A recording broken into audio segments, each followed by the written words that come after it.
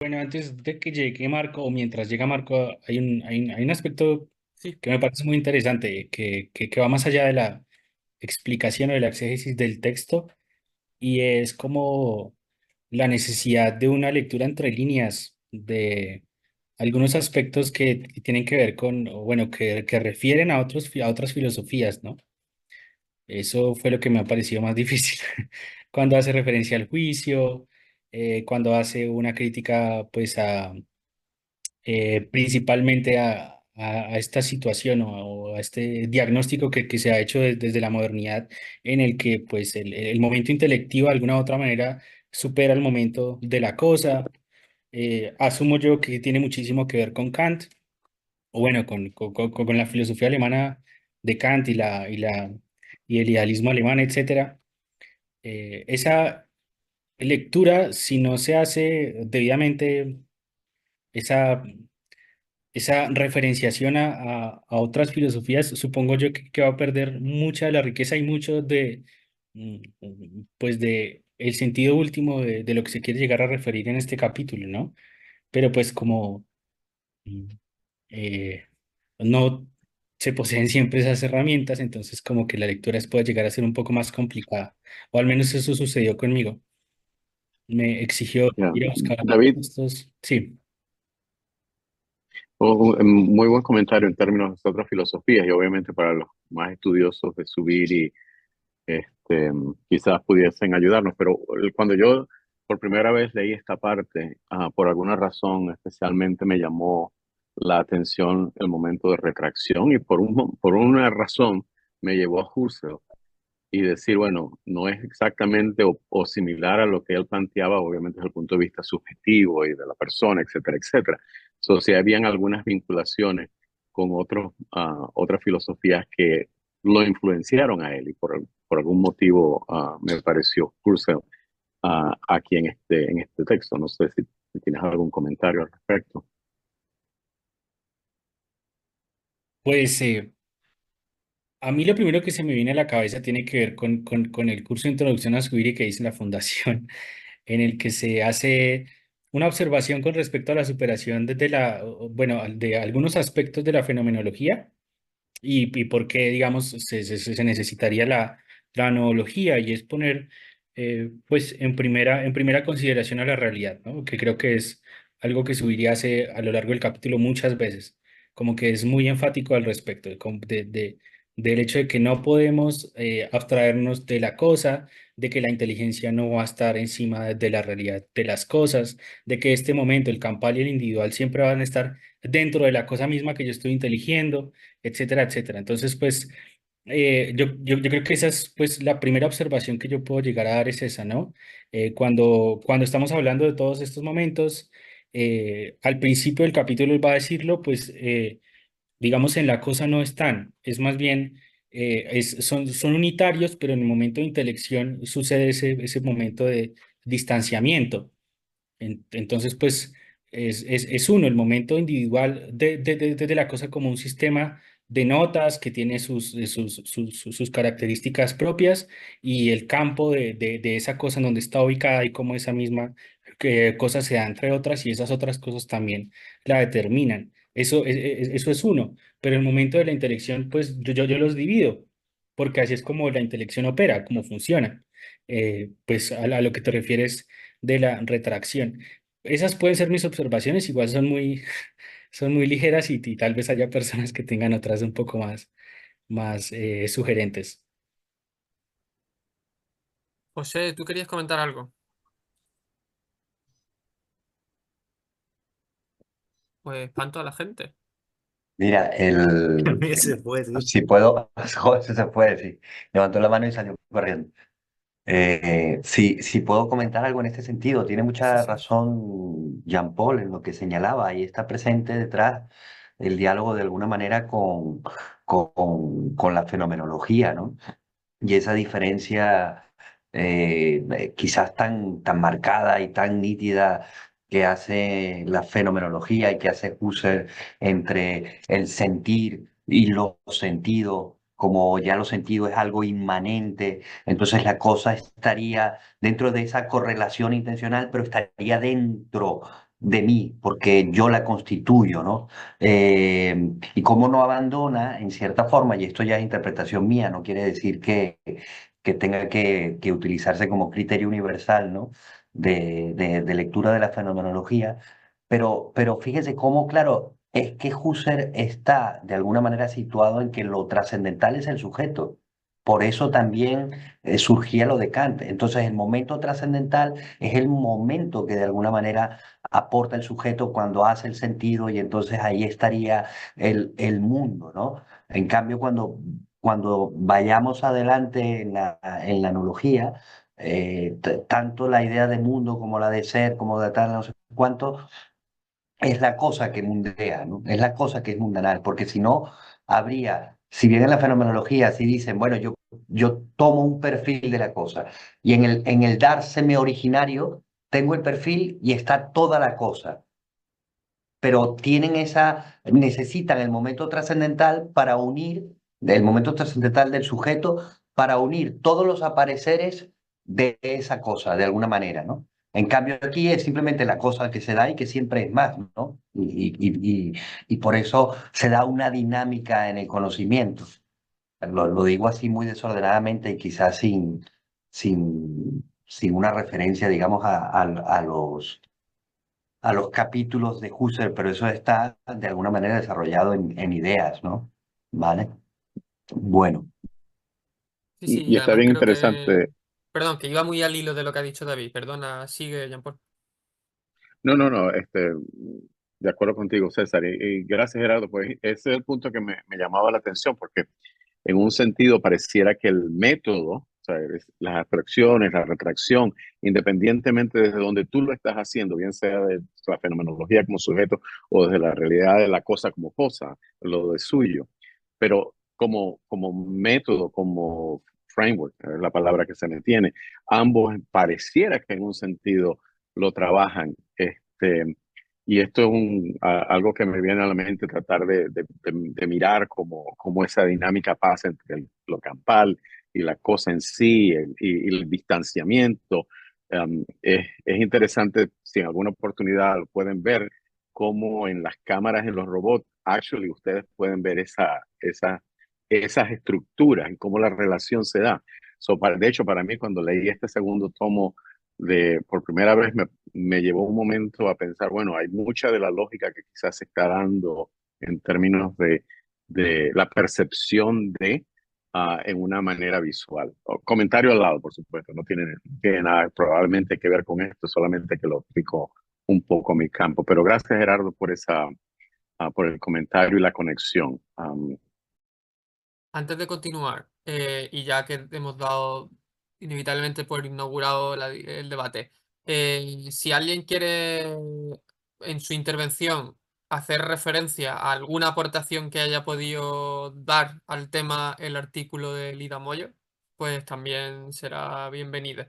Y el orden que ahora mismo está presente de intervención sería Giovanni, Carlos, Gabriel, pero recuerdo que antes de desaparecer José también tenía la mano levantada. Entonces no sé si quieres empezar tú, José, y después recogemos Giovanni, Carlos, Sí, Gabriel.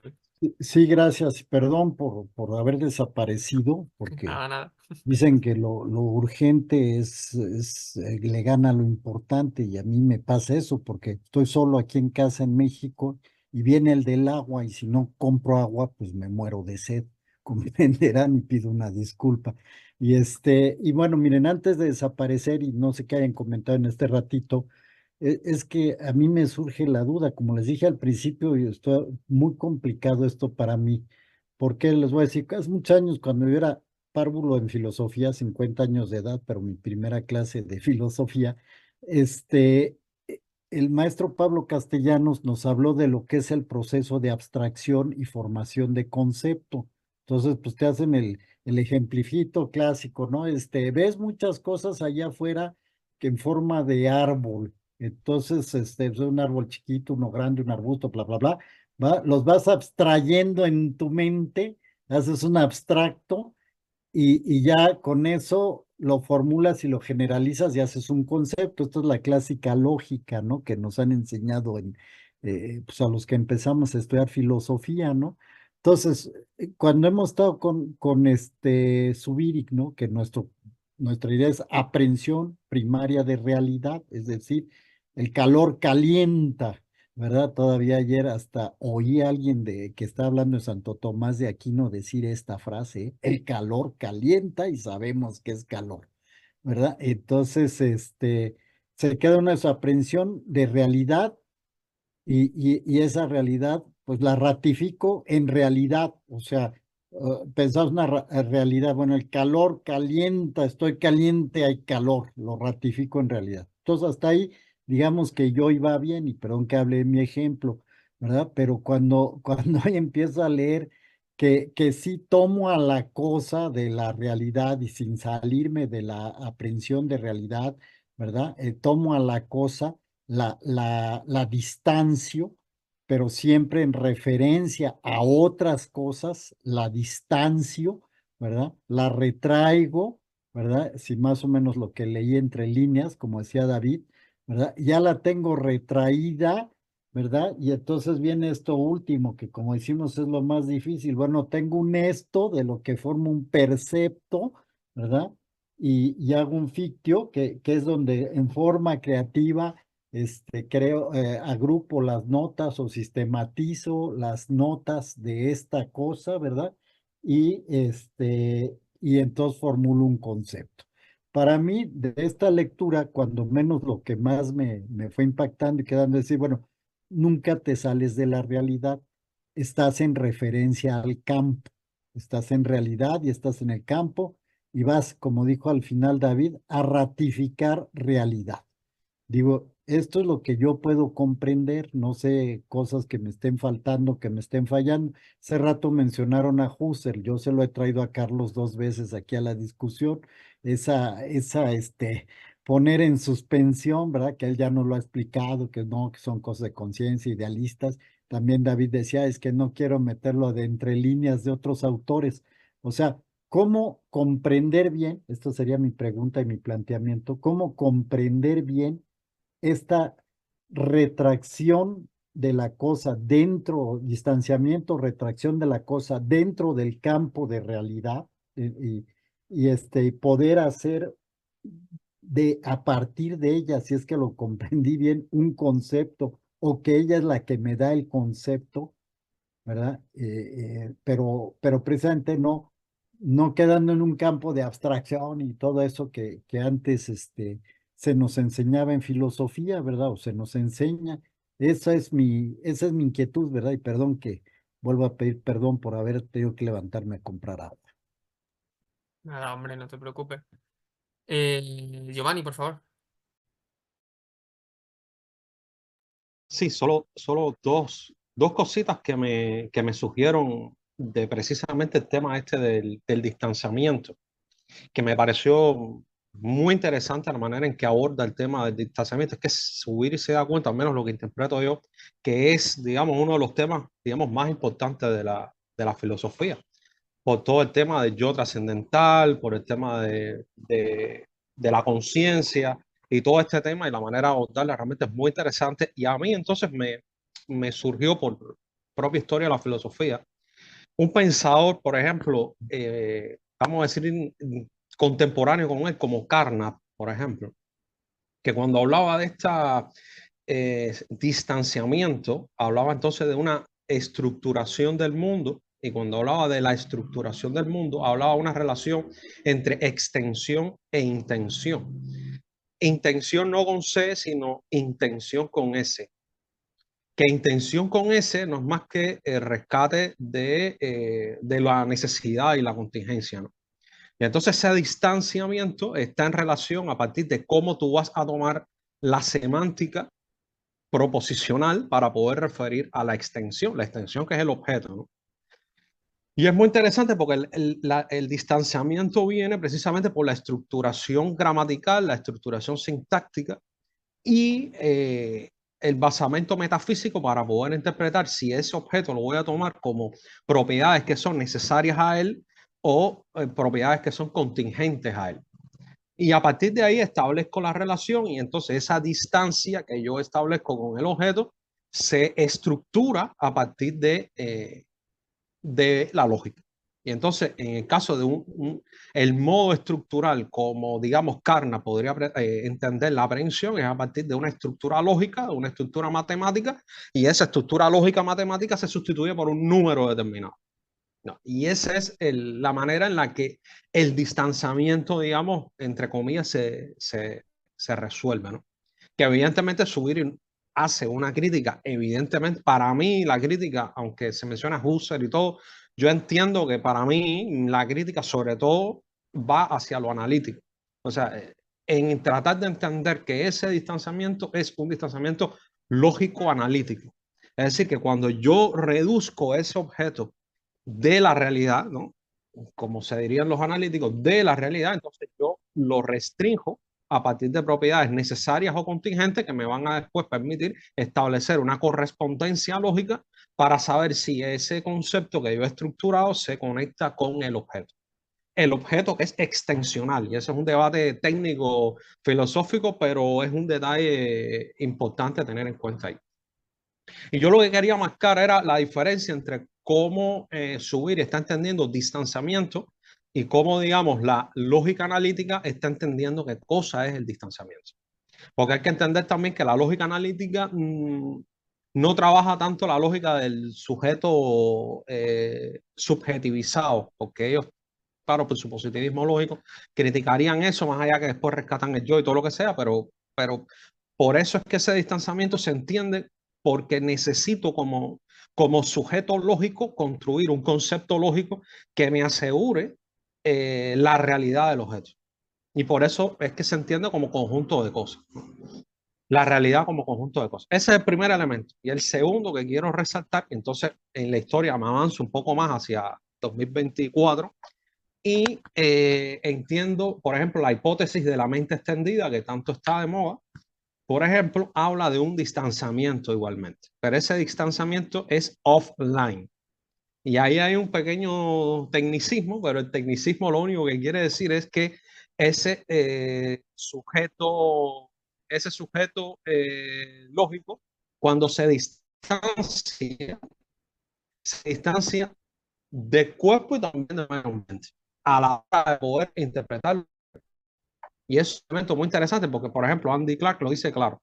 Hay procesos en que estamos online y hay un proceso que estoy offline. Y cuando ese proceso es offline, entonces ya no tengo en cuenta tanto los elementos medioambientales y las capacidades sensomotoras para poder planificar, tomar decisiones, analizar el objeto, etcétera, etcétera. Entonces, quería, digamos, dentro de la historia, analizar cómo de alguna manera se puede entender el distanciamiento y cómo Subir y plantea una visión completamente diametral con respecto a eso y además muy, muy, muy interesante. Hasta aquí, César. Pues gracias por la aportación, Giovanni. Carlos. Prefiero que hable Gabriel, que casi no habla, entonces mejor si primero habla él y luego yo. Vale, pues adelante, Gabriel.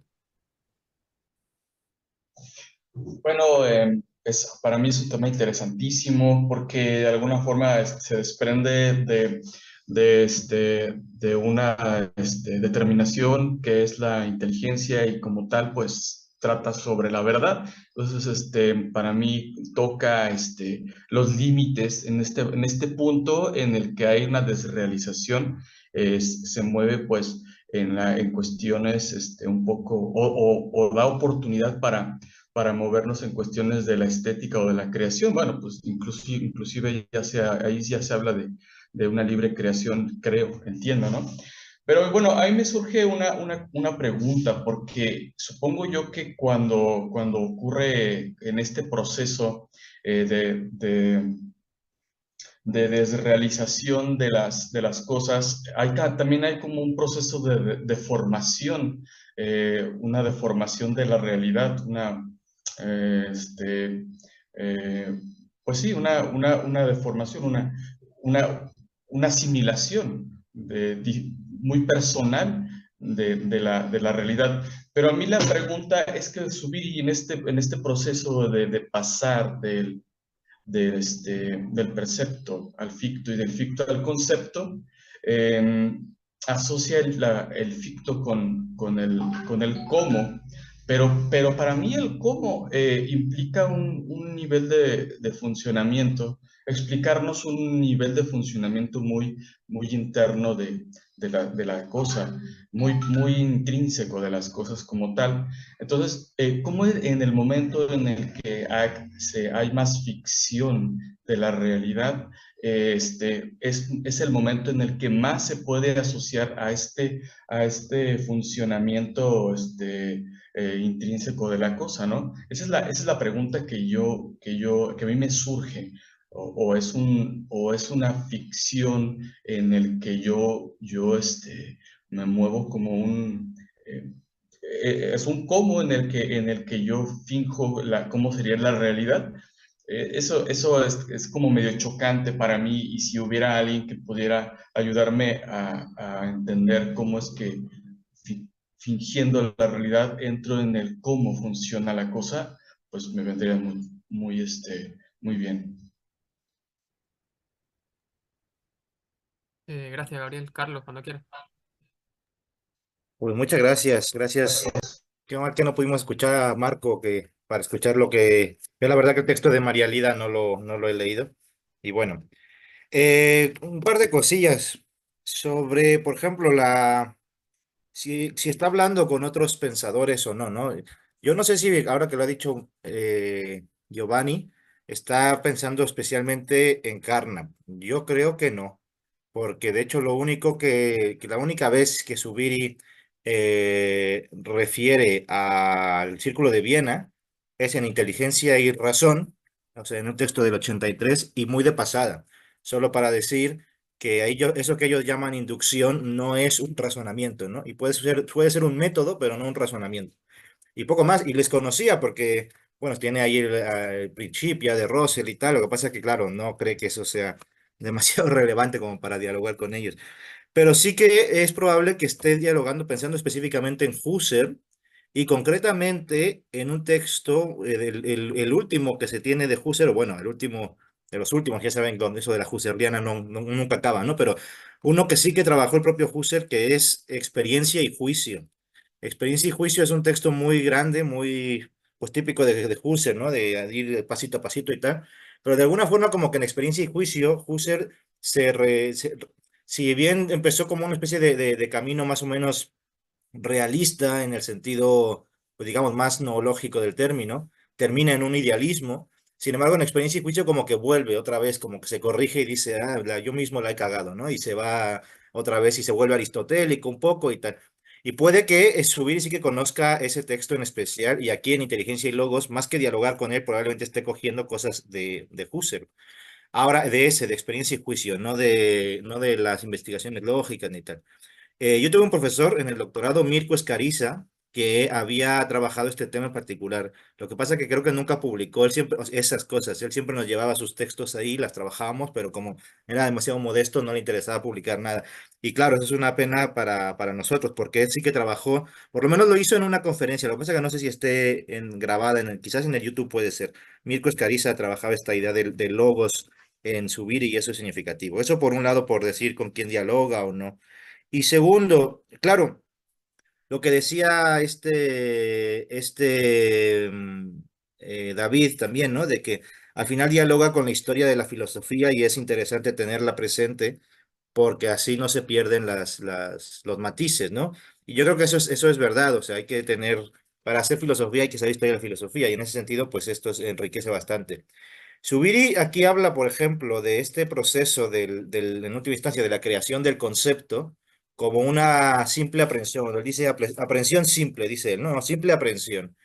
Y simple aprehensión es lo que los escolásticos llamaron a la creación de los conceptos, simplex apprehensio, tal cual. Los que estuvieron en el curso de Historia de la Filosofía, sabéis que yo di la parte de Tomás de Aquino, y precisamente ahí dedicamos un extra, un plus, a hablar del proceso precisamente de la simplex apprehensio, de la aprehensión simple, ¿no? De cómo se abstrae y cómo tal, y en última instancia lo que hace el intelecto es actualizar lo que en la sustancia primera está en potencia, que es lo inteligible. La materia no es inteligible para un escolástico, digamos, tomista, sino más bien solamente su forma, y su forma es la sustancia, perdón, sí, la sustancia segunda, la especie inteligible, etcétera. No voy a hacer aquí el recorrido nuevamente, el proceso de abstracción. Los que tomasteis el curso ya sabéis por dónde va, y los que no, pues bueno, ya lo leeréis luego en algún momento, ¿no? Pero está pensando en eso. En lo que está pensando un escolástico es cómo se crea un concepto. Y para él el concepto es la esencia de algo. Por eso Zubiri se mete aquí a decir que la realidad no es la esencia, que la realidad no es la existencia, porque está pensando en estos señores, ¿no? Así que esto enriquece bastante. Y claro, en ese sentido, lo que va a hacer Zubiri es de alguna forma parafrasear o actualizar un poco esa idea de la abstracción tomista, que con esta idea del percepto, del ficto y del concepto, ¿no? Del qué, el cómo y el era el qué, y el esto, el cómo y el qué, ¿no? Claro, porque lo que decía un escolástico, de alguna forma, es que se genera una imagen mental, que eso se llama la fantasía. La fantasía es todavía momento de los sentidos, o sea, en el acto de concepción, ¿no? La concepción es el primer acto del intelecto, bueno, pero eso también tiene momentos. El primer acto del intelecto es la concepción. En ese acto de concepción hay unos momentos previos que son de la sensibilidad. Y el sentido interno, un sentido interno, el previo a los intelectivos, se llama precisamente en esta psicología tradicional, se llama fantasía. Por eso también habla aquí de las fantasías, por eso habla del ficto. Y lo que genera justamente es un fantasma, es un fantasma. Subir no le quiere llamar fantasma, o medio lo menciona de paso, pero le llama ficto, ¿no? Lo que pasa es que el fantasma para los escolásticos todavía es material, todavía es sensible. Lo que tiene que hacer es el intelecto agente reactualizarlo para que haya una coactualidad, una coidentidad entre intencional, dice él, una identidad intencional, dicen los escolásticos, entre lo inteligible de la cosa y el intelecto agente. Y entonces ahí ya se va a generar el concepto.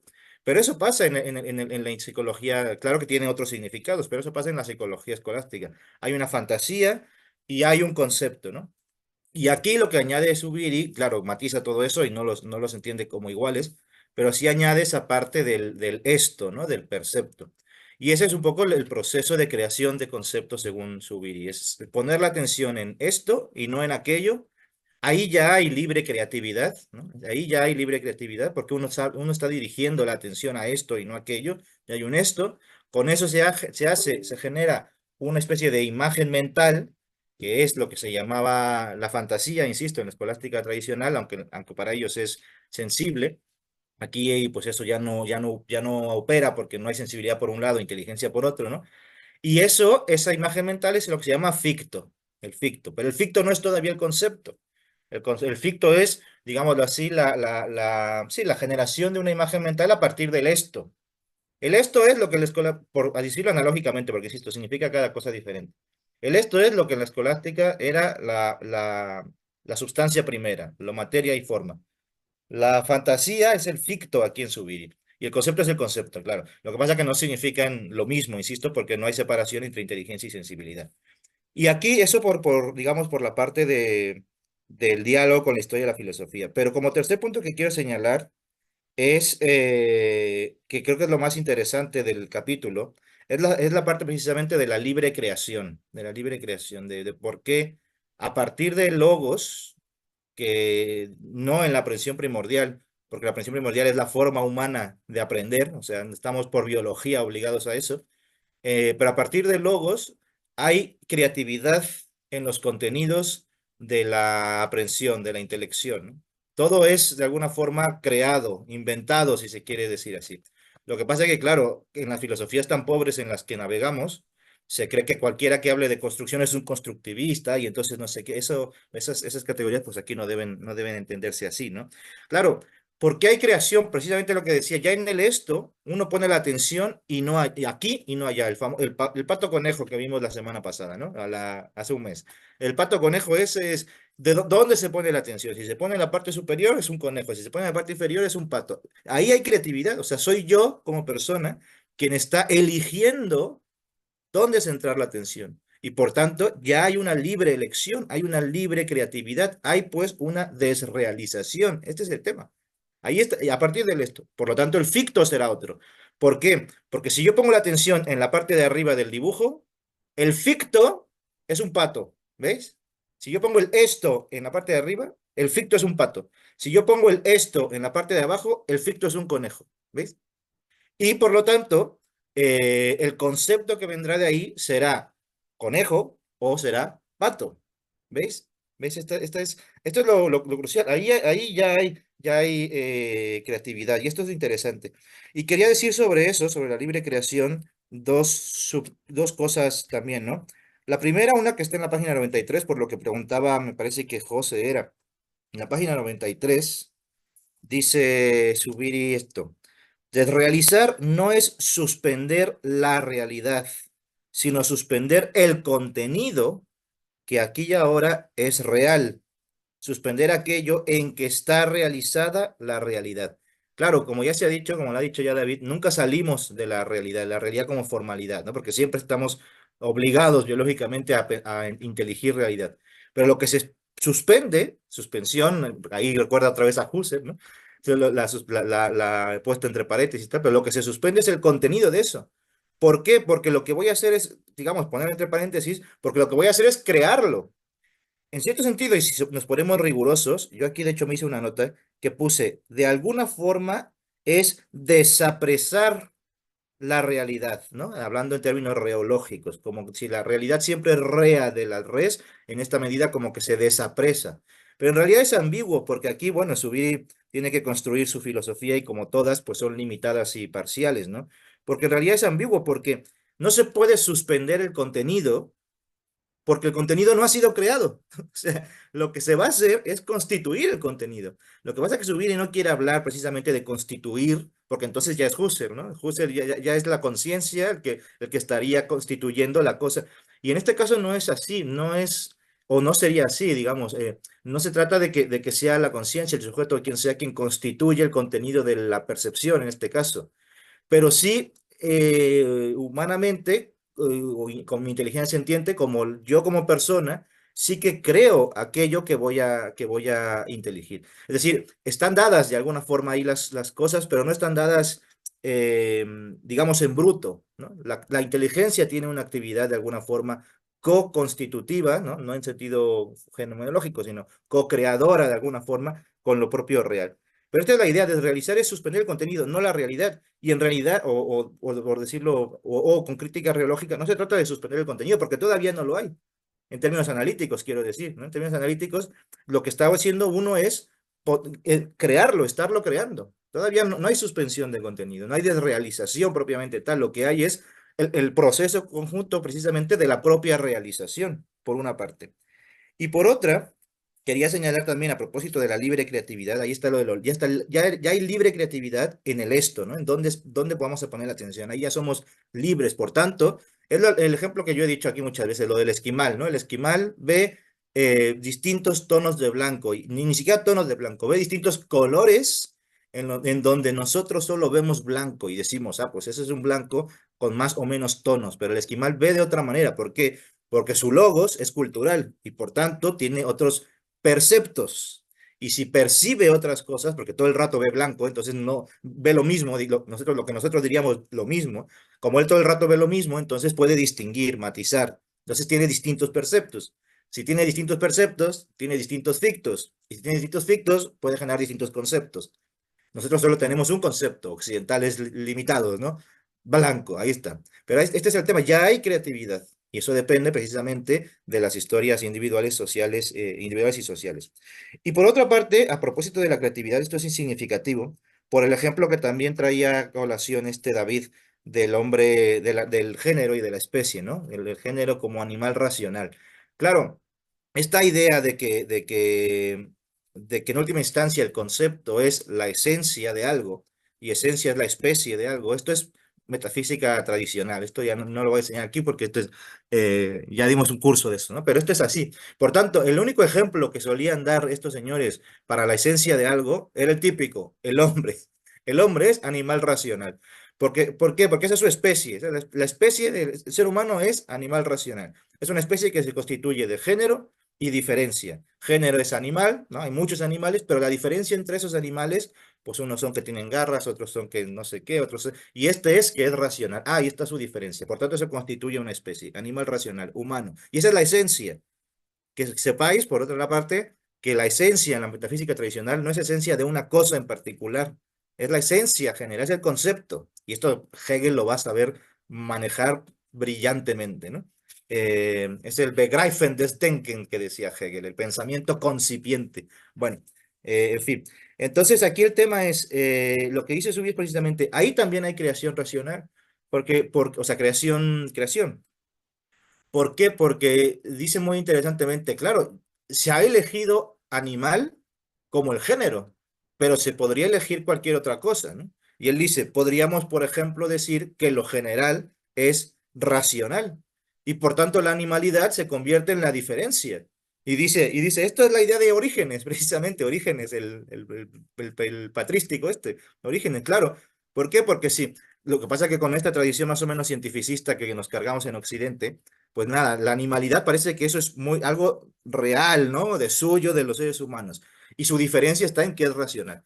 Pero dice Zubiri, no, ahí hay libre creación, ahí hay elección, y lo dice abiertamente, eso es bonito. Si elijo el animal, tal, ¿no? O están libremente elegidas. Nosotros elegimos. Por eso es interesante entender que la inteligencia no es una cosa pura y tal, sino que siempre está metida de voluntad. Hay intelección, voluntad y sentimiento. Y esto es, ¿no? La inteligencia ve, pero no mueve. Claro, lo que mueve lo que mueve es el sentimiento, digamos, sí, movido por la voluntad o coadyuvado por la voluntad. Bueno, esta es la idea, somos personas, esto que lo tengamos claro, somos personas, no objetos puros, ni mucho menos, ni lógicas, ni siquiera que solamente haya lógica, como decía Giovanni, ¿no? Eso no hay, por lo menos no reológicamente. Y entonces aquí en este caso, claro, se ha elegido animal como género y la diferencia racional, pero es una libre elección. Otros, por ejemplo, los orígenes, es decir, los más espirituales, si se quiere, han decidido hacer otra cosa. Voy a elegir el género, lo más general, racional. Y por tanto, la animalidad se convierte ahora en algo especial, especie de especial, ¿veis? Claro, entonces ya no sería el ser humano para alguien como orígenes, ya no sería animal racional, sino racional animal, que no es lo mismo, porque racional se convierte en un género en el que también participan, por ejemplo, Dios y los ángeles, aunque sea como mera posibilidad. Ahora no estamos en términos teológicos. Lo que quiero señalar con esto es que hay una libre elección.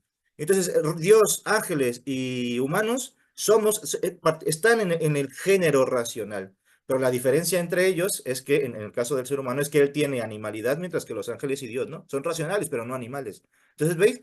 Entonces ahí está la libre creación. Ahora bien, esto trae un problema reológico. Muy bien, noológicamente está guay. Podemos decir cómo la cosa, o sea, cómo generamos pues conceptos, dónde está nuestra parte creativa, humana, insisto. El humano sí o sí va a alterar, entre comillas, la realidad, porque está en la realidad, ¿no? Es eso de que la gente se rasgó las vestiduras porque en la mecánica cuántica el observador estaba metido, eso solamente se lo desgarraron los que sabían poca filosofía, porque los que sabían mucho eso lo tenían bastante claro. Entre ellos Heisenberg, por cierto, lo tenía bastante claro, como vimos en reología la semana pasada.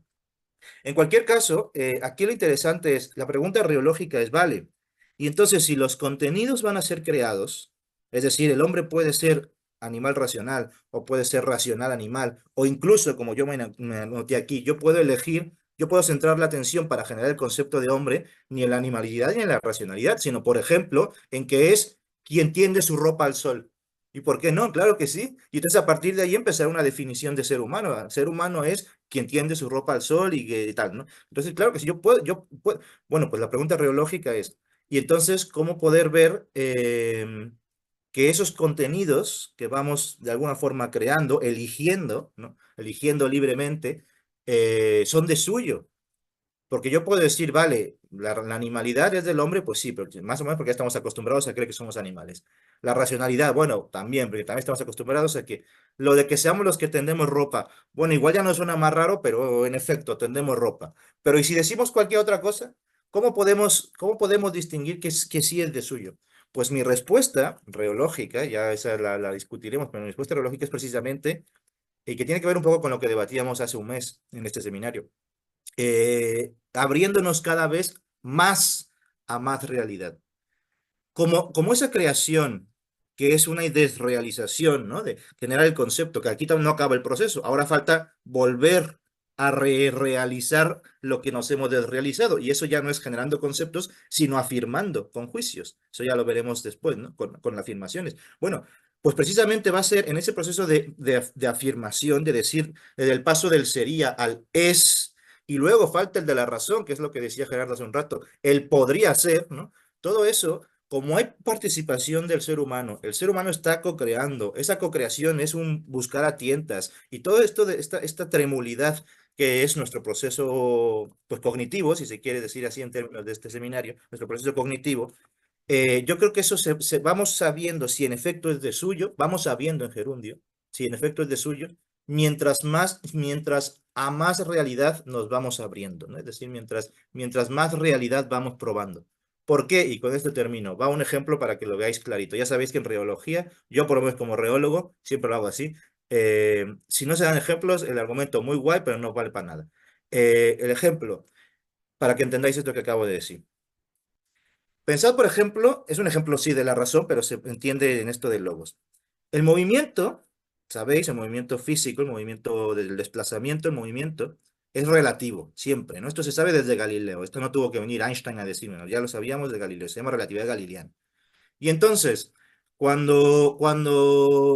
si yo me quedo quieto y César corre, pues César corre a una velocidad respecto de mí, pues de unos, si iba a decir 50 kilómetros, vaya, qué corredor, ¿no? Pero bueno, 50 kilómetros, da lo mismo, corre mucho, 50 kilómetros por hora, vale. Pero yo puedo decir mecánicamente o físicamente que el que se está moviendo respecto de César soy yo a 50 kilómetros, eso lo tenéis claro, ¿no? Y entonces, incluso es más, si los dos nos ponemos a correr, podemos decir, los dos a 50, entonces nos estamos desplazando uno respecto al otro a 100 kilómetros por hora. Y en fin, bueno, la pregunta es, si yo soy el que está quieto y César es el que se está moviendo, pero en términos de ciencia, el movimiento es relativo y pues yo puedo poner a César como el punto de referencia, importante que de modo soy yo, ¿cómo determinar de quién es el movimiento de suyo? O sea, ¿quién está dando de sí el propio movimiento? ¿César o yo? Pues aquí viene la respuesta que os acabo de decir, de abrirse a más realidad. Fijaos cómo. Yo no puedo decir, con ese solo dato, yo no puedo decir es César, porque yo estoy aquí quieto y César, él sabe que se está corriendo. No, sí, pero solo sabe él y no lo sabe un tercero. ¿Cómo lo puede saber el tercero? Que esta es la búsqueda de la razón, la búsqueda del ser humano entre las cosas. Pues abriéndose a más realidad. Y entonces con ese solo dato no basta. Por eso esos ejemplos triviales que suelen darse en filosofía analítica de la mesa es marrón, la nieve es blanca, aguas H2O, son totalmente triviales porque se quedan en este caso, por ejemplo, abrirse a más realidad es, vamos a buscar más datos, o sea, más datos, sí, bueno, como se quiere decir, más datos, a más realidad. Porque en la medida en que sí, se están alejando a 50 kilómetros uno respecto del otro, pero no sabemos de quién es de suyo el movimiento, podemos buscar más índices, ahí está índices, el deíctico que por cierto Bertrand Russell hablaba del deíctico, ¿no? Es el deíctico, los deícticos, el esto, ahí está en subir y el esto, pero es el primer paso, falta todo lo demás. Pues hay índices que indican, gracias a los cuales podemos indicar quién es el que se está moviendo de suyo. Por ejemplo, cuando los dos se están alejando a 50 kilómetros por hora, uno respecto del otro, uno se le acelera el metabolismo. Por tanto, empieza a adelgazar. Por tanto, y entonces empezamos a abrirnos a más realidad y en virtud de esa recolección, y logos, ¿qué significaba? Lo vimos hace dos meses. Logos era recolección, ¿no? Pues en virtud de esa recolección es que podemos ir afirmando en gerundio que quien corre es César. Es decir, de que a pesar de que en términos puramente mecánicos podamos decir que hay desplazamiento, los dos se están desplazando, porque ¿cuál es el sistema de referencia? No hay privilegiado, no hay privilegiado, pero sí podemos ir afirmando quién es el que corre, abriéndonos a más realidad, porque no me basta solamente con la velocidad a la que se están separando, sino que tengo que ver, mira, mientras uno corre, mientras parece que alguno está corriendo, a uno se le acelera el metabolismo, uno está adelgazando, a uno se está hiperoxigenando, etcétera. ¿Ves? Claro, uno siempre puede decir, no, el que corre es Carlos, y mientras Carlos corre, César adelgaza, ¿no? Joder, estaría bueno, porque así. Pero bueno, por eso es siempre un tanteo, pero tampoco somos ridículos y decimos. Entonces, si vamos buscando, mientras más nos abrimos a realidad, más vemos que esos contenidos, a pesar de ser creados, todos son de suyo o no. Ahí está la cosa. ¿Veis? Esta es la... O sea, este es un problema reológico. Aquí no se está explicando cómo creamos conceptos o perceptos y tal. Pero cuáles son de suyo, eso ya no lo podemos saber noológicamente. necesitamos la vuelta reológica, ¿no? El uso de la razón, con un ejemplo como este. Esas son las tres cosas que yo quería decir. Bueno, han salido un montón, o sea, tres que son un montón, en realidad. Voy a aprovechar que no hay manos levantadas y voy a intentar recoger y también voy a intentar problematizar. Primero empiezo con el ejemplo que me ha parecido interesante que has puesto y me ha recordado a otra forma de buscar pistas de si somos nosotros o no los que se están moviendo que aparecía en el artículo que leímos de la percepción ecológica y era si el resto de las cosas se están moviendo también o no. Ponía el ejemplo de ir montado en un tren y si es todo lo que se mueve uniformemente y las relaciones espaciales visuales de luz entre ellas son constantes, pero todo se mueve, pues entonces probablemente sea yo el que me esté moviendo en el tren, tal cual. Pero o sea, me parece muy interesante añadir componentes que van más allá de lo visual, que no aparecían en el artículo, pero en el artículo aparecía lo visual y me parecía interesante. Otro pasito hacia atrás en el tiempo, tú nos has dicho, hay un problema que sería, bueno, te has dicho un problema reológico, también podemos hacer un problema metafísico que se puede investigar reológicamente, y has dicho, si los contenidos van a ser creados, ¿cómo poder ver que estos contenidos son de suyo? A eso a mí me gustaría añadir otro problema metafísico que se puede investigar reológicamente, que en realidad se ha dicho, que es cómo es que se eligieron esos contenidos y no otros. ¿Por qué? Se puede investigar también talitativamente, ¿no? Pero se puede, por supuesto, investigar filosóficamente. Y ahí es donde hablaríamos de la realidad individual, social, histórica que hace que una persona elija o no, o construya o no, así o asá, su campo local. Y eso me parece que también es otro problema que ya es metafísico o reológico y no netamente no lógico. Ahora me gustaría plantear problemas del capítulo. A mí hay cosas que me parecen muy ambiguas. Y ambigüedades que además me generan dificultades. Por ejemplo, yo no consigo ver tan claro que lo que se cree sea el contenido porque no veo que, o sea, a mí me falta todavía una buena definición de contenido que a lo mejor tendría que ser trabajo nuestro, ¿no? Y pongo además un ejemplo de qué es lo que me hace además dudar más de la ambigüedad. Sin movernos de la página 95, en la página 95 aparece la frase libre de contenido, la frase contenido libre y la frase realización libre de su contenido. Solo esta tercera frase es la que encaja a la perfección con el hecho de que lo que se construyan sean los contenidos. Las otras dos frases me lo pensaría un poco, ¿no? Y dicho esto, lo digo porque en la otra vez también lo discutíamos y era como si no nos quedase del todo claro si contenido caía más del lado estrictamente físico, efectivo, o contenido cae más del lado del recorte, que ya en este capítulo podemos decir la simple aprehensión. Si el contenido es la simple aprehensión, entonces tengo clarísimo que están creados libremente, que es lo que se crea libremente. Si no, pues me generan dudas y en cualquier caso a mí lo que me pide el cuerpo es dejar de jugar tanto con las preposiciones como a veces me parece que se le va de las manos a Zubiri y aunque sea más feo de leer, parecernos un poquito más, solo un poquito más a los analíticos en eso, solo en eso, en que las definiciones estén un poquito más nítidas, un poco menos embarradas. Después, otra cosilla, y me ha gustado mucho el repaso que se ha hecho del paralelismo escolástico y zubiriano de la materia, la fantasía y el concepto, el precepto, el ficto y el concepto, porque creo que ayuda a esclarecer el problema que ha planteado Gabriel, que por otro lado es un problema en el que el mismo Zubiri se mete por elegir la palabra ficto y encima por elegir de ejemplo de irrealidad una ficción, en teoría, o sea, el centauro, ¿no? De alguna manera él se mete en el barro, desde mi punto de vista, de ahora tener que justificar, cosa que creo que no hace, por qué eligió la palabra ficto y mezclado con la irrealidad para a partir de ahí poder hablar, por ejemplo, de la literatura, de los mitos, etc. Pensándolo y más y mejor a la luz de esto de la fantasía, en realidad sí que me parece muy buena idea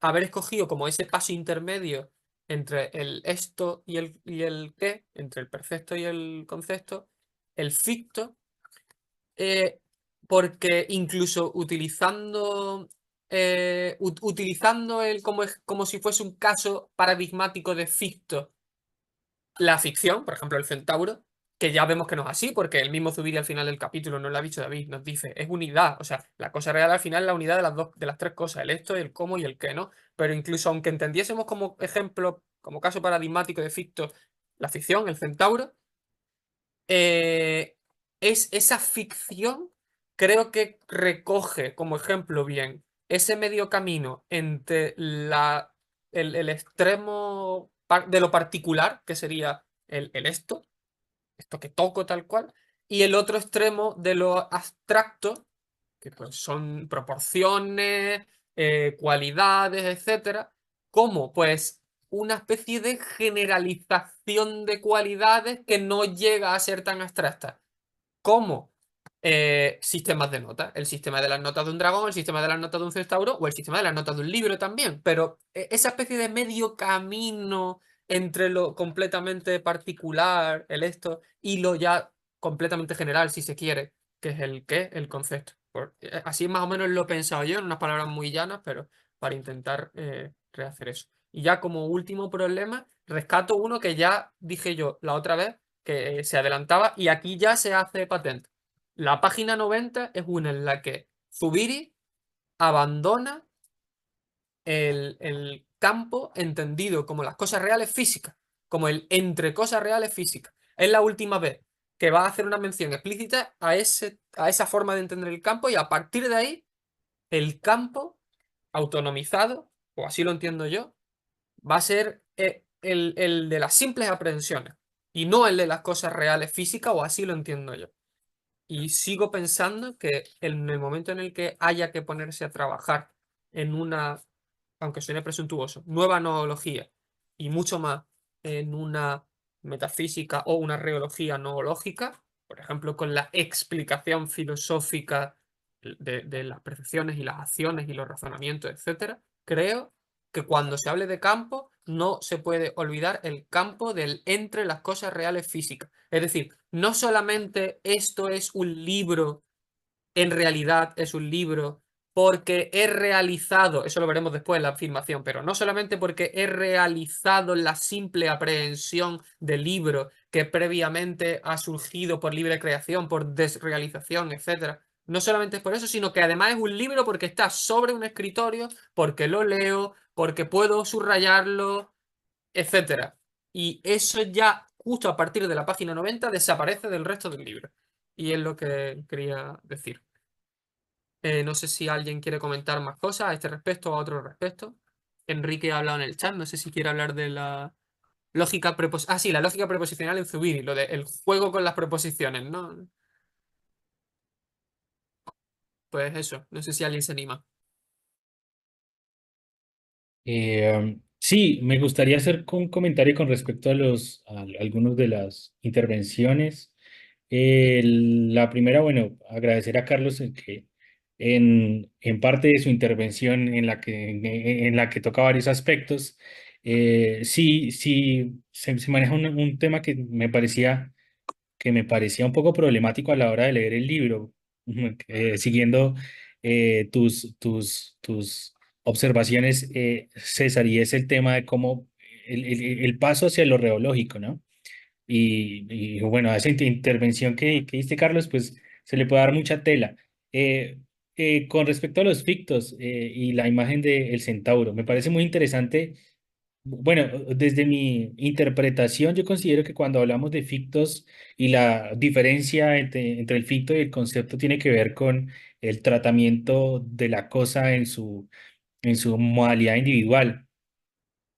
Y desde ese punto de vista sí me parecía muy pertinente el tema del centauro en el respecto en que eso una realidad que he creado que no está efectivamente allá afuera, un centauro por allá pastando o no sé qué estará haciendo el centauro, pero que digamos es la conformación o la conjugación libre de una serie de notas que da como resultado una realidad irreal, pero que digamos que no se modifica el ambiente.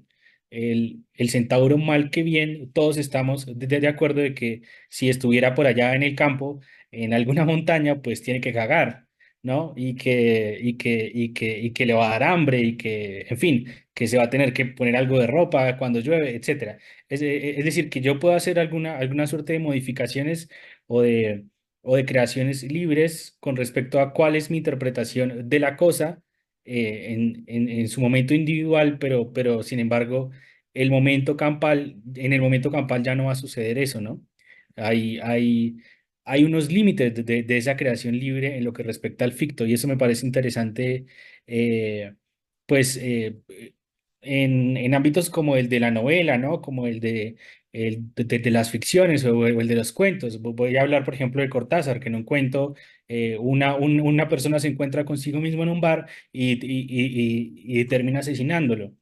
Entonces, pues, sin embargo, en ese cuento la persona tiene que tomar una cerveza, tiene que entrar por la puerta, no la atraviesa. Es decir, hay una serie de reglas que se siguen a la hora de crear una obra literaria. Y recuerdo mucho a Mikhail Bakhtin, que es el que habla de la novela polifónica con el tema de Dostoyevsky y todo esto, en el que él mismo hace esas observaciones.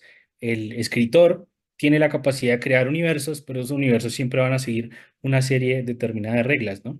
Que creo yo que es más o menos como esa diferenciación entre pues, o bueno, esa determinación del cómo. ¿En qué sentido nosotros estamos hablando del cómo? Es la manera en la que se configura, en la que yo considero que la cosa está siendo configurada. Sin embargo, va a tener sus límites. Y pues, a mi modo de ver, esos límites están más allá, tienen más que ver con la realidad campal, con el momento campal de la cosa, que con el momento individual. En el momento individual yo puedo pensar muchas cosas, pero hay, hay algunos aspectos en los que ya como que yo no puedo ir más allá, ¿no?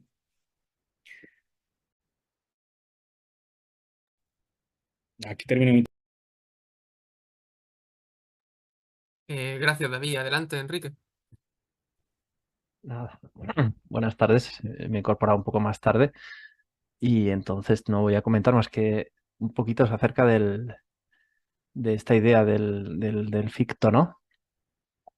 Bueno, el precepto y el concepto. No sé, el precepto siempre lo habría asociado un poco al Quiritas ¿no? Que aparecía ahí en Escoto y esa me parece una idea interesante, la del esto como, ¿no? Algo particular, esa sensación de particularidad. Bueno, que de hecho pues, es una cosa que he trabajado, todo lo que es la conciencia de la particularidad. Pero lo que quería comentar es más, con respecto al ficto, hay una cosa que no me encaja, o por lo menos que tengo ideas contradictorias, porque yo siempre en todo el siglo XX ha habido esta pelea o lucha, ¿no? Entre lo que eran los hermenéuticos y los de constructivistas, ¿no? Y cómo para los hermenéuticos, la interpretación era buscar algo, pero que ya estaba en el texto, ¿no? Hablar del texto mejor que lo que hablaba el que lo escribió incluso, ¿no? Pensar más allá, ¿no? No pensar en lo que pensaba el que lo escribió, sino pensar en lo que piensa el texto, ¿no? Y que hay una cosa detrás. Entonces eso tiene mucho que ver con esa idea de ficto, ¿no? Que el ficto tiene cierta realidad.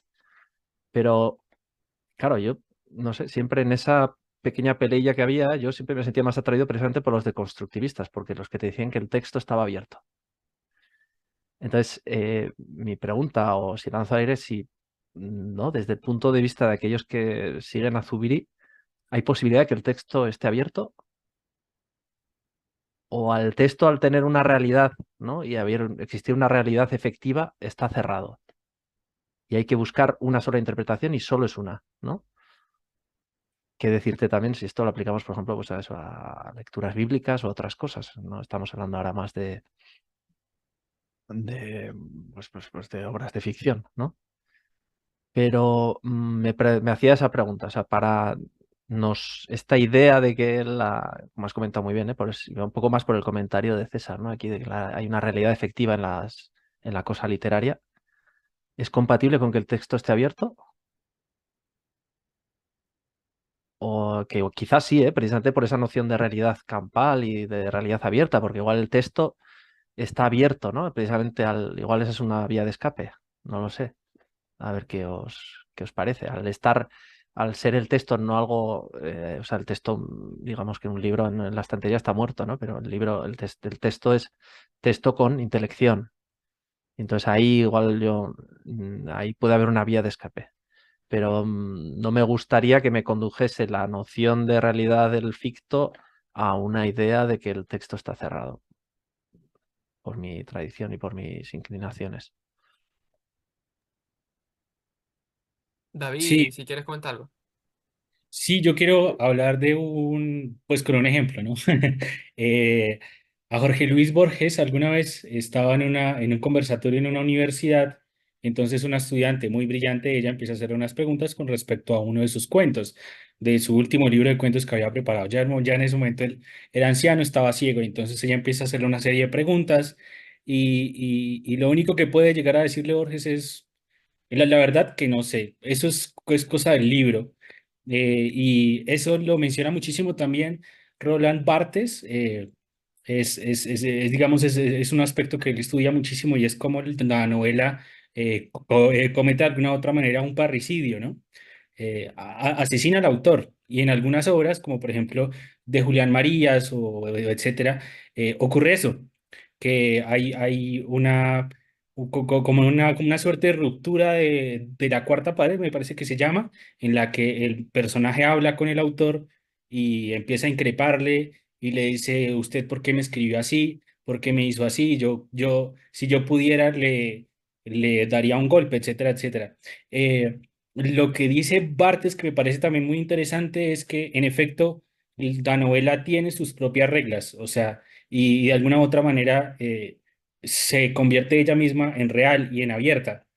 Y eso da paso a que como obra de arte sea interpretada y que siempre esté suscitada o que sea susceptible a ser interpretada, y que una buena obra literaria, digamos que se convierte en una obra eterna, pues así como, no sé, la Ilíada o la Odisea, que llevamos miles de años leyéndola y releyéndola, precisamente por ese aspecto de creatividad, de más que la obra siempre va a dar más, ¿sí?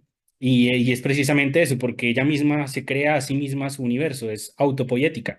Entonces, pues, yo considero que eso también podría ser muy interesante, pues, ¿qué puede enseñarnos la autopoiesis de las obras de arte, de los textos, en el proceso mismo dinámico de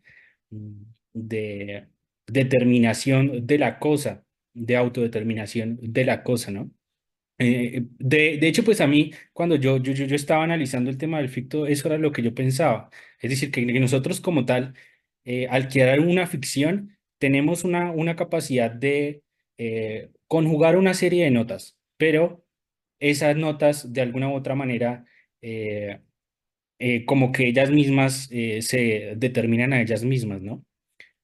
Pero bueno, esa es como mi observación. Gerardo, ¿tú querías intervenir?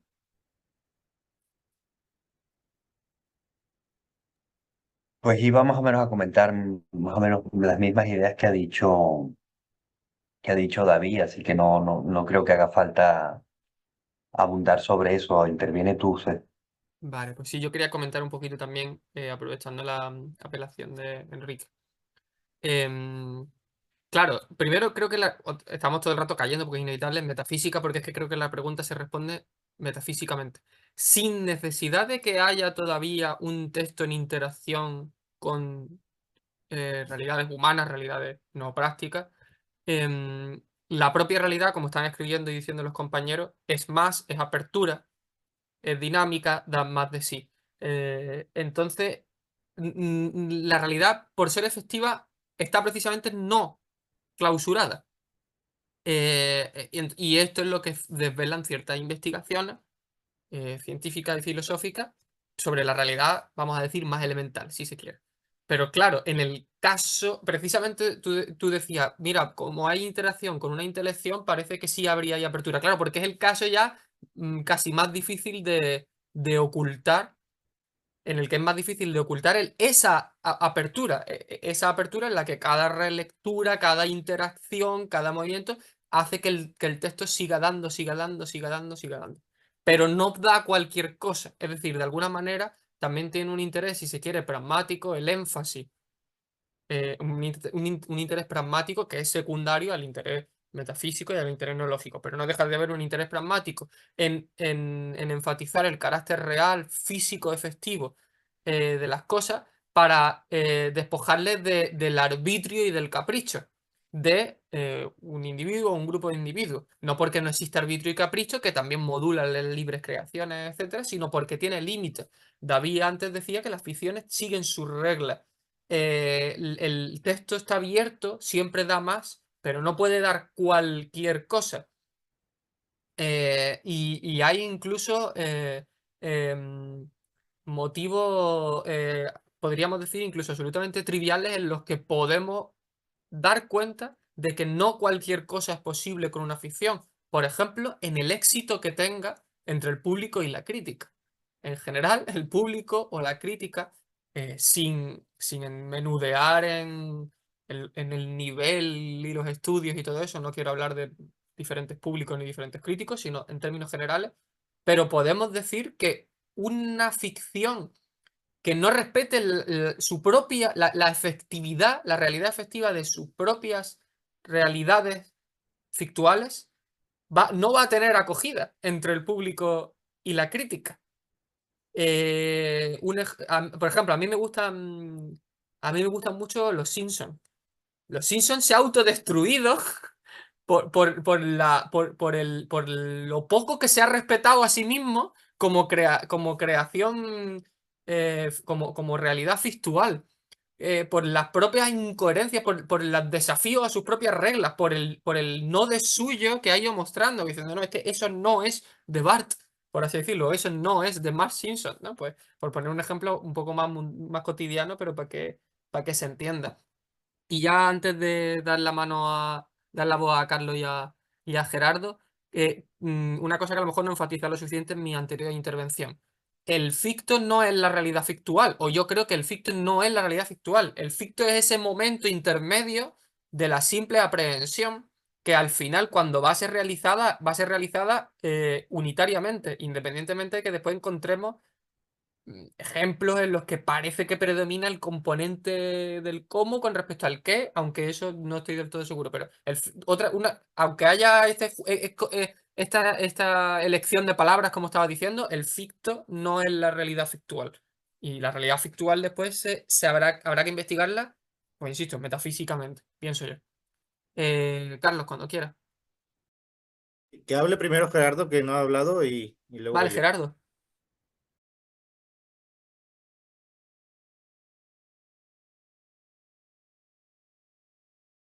Tu micro. Hay un punto que es el mismo dinamismo de la realidad, ¿no? El dar de sí de la realidad hace que esa realidad abierta pues no sea una realidad estática, por así decir, sino que ella misma va dando de sí y incluso a nosotros, al interactuar con ella, pues vamos co-creando esa realidad y se va, por así decir, enriqueciendo histórica, social e individualmente. Y entonces, pues podemos ir a mayores niveles de profundidad, ¿no? A mí me gusta mucho, Carlos es testigo porque siempre lo menciono cuando sale el tema, nuestro amigo von Westphal, ¿no? Él habla, por ejemplo, del círculo funcional de los animales, ¿no? Y él dice, con una inspiración en cierta forma kantiana, que el animal construye su mundo circundante. ¿Por qué?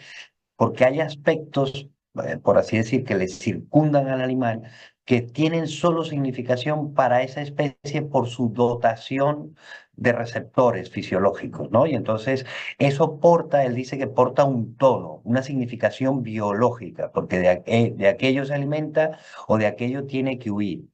En el caso del hombre, no estaría clausurada esa apertura a la realidad, sino que estaría abierta a toda la realidad. Pero ese estar abierto implica de alguna forma un interactuar con esa realidad para poder, pues, de alguna forma, hacerse con ella. Es verdad que generalmente cuando se habla de conocimiento, se habla de posesión, ¿no? La posesión del concepto, la posesión de la verdad y tal.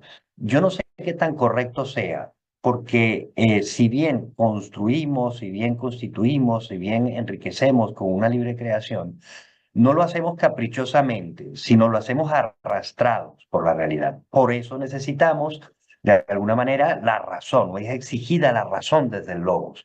Porque, pues si no, pues no sería simplemente, no llegamos a un conocimiento, ¿vale? De alguna manera es lo que decía el artículo de Peirce con Peirce, ¿no? Él habla de la necesidad de la evidencia. Por eso ellos hablan de intuición. Fíjate, el intuir es simplemente ver. Entonces la visión no deja de ser, de nuevo aquí están esos problemas, ¿no? El sentir, los sentidos, entonces de alguna manera está en mí, pero es de la cosa, cómo sé que eso es real, que no es real, según la distancia y la claridad que tenga, decía un poco el artículo, citándolo de memoria, no lo tengo aquí abierto. Y al final es la necesidad de la evidencia para poder decir, ah, pues no, esto no, como yo de alguna manera creo a distancia de esa visión, esa intuición, tengo la evidencia para decir, pues sí, es acorde, ¿no? Y Zubiri no habla en ningún momento de intuición ni utiliza ese término que era muy caro a la fenomenología y a algunos pensadores del momento, porque justamente con eso, me parece a mí, y esto ya es, lo digo yo sin que tenga por qué ser así, porque claro, insiste en el estar físico en la realidad. Y entonces eso es importante porque no tenemos que ir a ella, estamos ya en ella, ¿no? Y eso es importante porque subraya ese aspecto. Bien, pues no sé si todo lo dije, las notas que tenía aquí. Simplemente le doy la palabra a Carlos y seguimos comentando. Gracias. Muchas gracias. ¿Querías decir algo, César? Mira, primero dos cosas, digamos, menores, ¿no? Rápidamente. Los apuntes que ha hecho César de no sería noología sino metafísica y luego hacer una investigación reológica de la metafísica, insisto, es apunte aparte, pero hay que decirlo. Me parece que o sea, que son malas formas de expresión, porque la analogía también es metafísica. O sea, la analogía es una filosofía primera, una filosofía fundamental de la inteligencia, por tanto es metafísica. Eso es lo que de hecho yo era mi batalla, mi caballo de batalla todo el rato en la Fundación Zubiri, que decían que no, una cosa es etnología, otra cosa es metafísica. Yo no es verdad, porque de hecho el primer trascendental es, según el propio Zubiri, quiero decir, es realidad, y el que hace la inteligencia, sino precisamente aprender realidad. Por tanto, estamos moviéndonos en el terreno metafísico, en metafísica de la inteligencia, si se quiere, ¿no? Lo que pasa es que hay que hacer una metafísica de las cosas y esa es la reología, por una parte. Y por otro, lo del texto, en realidad no entendí bien por qué lo sacaba Enrique el tema de lo del texto, la apertura del texto tal, pero por responder brevemente, sí, desde una perspectiva noológica y también reológica, el texto es siempre texto abierto, porque todo es abierto. O sea, cuando se dice que cuando pusieron ahí que había una realidad fictual o realidad sí, de lo ficticio, realidad no significa independencia de la mente. Esto está ya abandonado absolutamente por la reología y también por la noología, porque precisamente realidad es darse en la mente, si se quiere ver así. Entonces no es independencia de la mente. Por tanto, como no es eso, no es una cosa ahí cerrada, esencialista, substancialista, que está ahí, que luego haya que desvelar. Eso no es así. De realidad es de suyo dar de sí. Y por eso lo que hay que hacer es ese, tratar de averiguar cómo da de sí esa cosa de suyo, un texto. El texto, claro que será abierto, pero como decía ya César, no es arbitrario. Eso sí, o sea, es decir, hay libre, vamos a decirlo así, libre construcción quiere decir libre investigación de lo que en el caso del texto se puede ir haciendo. Por eso ahí yo citaba, pues ahora sí que me citaba a mí mismo, a propósito de lo del Gregorio Marañón, que también por ahí lo llega a decir Zubiri, me parece que en el del hombre lo real y lo irreal, me parece, pero bueno. Lo de Marañón, no cita a Marañón, pero se nota que está hablando de él. Pero bueno, en cualquier caso, ¿por qué tienen sentido las facultades de literatura y por qué hay institutos de investigación literaria y tal? O sea, ¿por qué se puede hacer investigación de todas esas cosas? si esto fuera una mera creación arbitraria y aquí China libre, pues no habría necesidad de financiar con fondos públicos investigaciones sobre esto, porque esto es, pues uno dice que el Quijote era más alto, otro dice que el Quijote era un dragón, otro y ya está, no hay más, no, hay una realidad que es menester investigar. Pero esa realidad no significa nuevamente que está ahí independiente de nosotros y que luego simplemente haya que ir a desvelar o descubrir y tal. Lo que pasa es que habrá que trabajarla y entonces ver que si en efecto, por ejemplo, el Don Juan da de sí como homosexual o no, y entonces debatiremos precisamente, y ahí tiene sentido el debate que podamos tener con Gregorio Marañón o con lo que sea, el debate que se pueda dar precisamente en las instancias de los institutos de investigación literaria y tal, ¿no? Eso por una parte.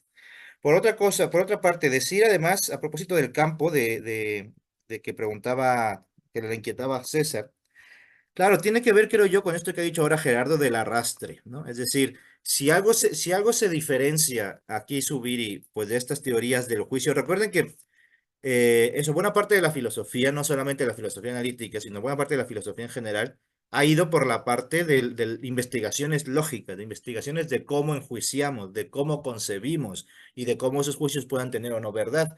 Eso, el modo como lo hicieron los analíticos, bueno, eso surgió ya en su momento y tal, ¿no? Pero Husserl, sus investigaciones son investigaciones lógicas. La de Hegel es una ciencia de la lógica.